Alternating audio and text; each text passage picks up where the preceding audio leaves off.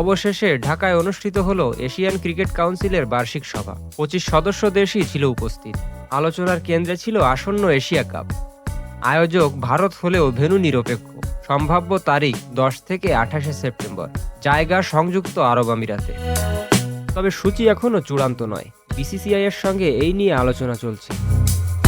BCCI সরাসরি সভাতে না এলেও অনলাইনে অংশ নেয়। তবে বিসিবির আতিথেয়তায় সন্তুষ্ট এসিসি প্রধান মহসিন নাবিক।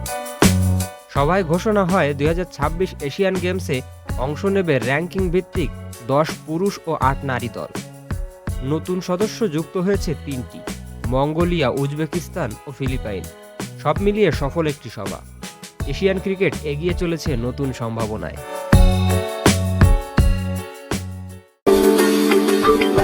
Subscribe for more videos.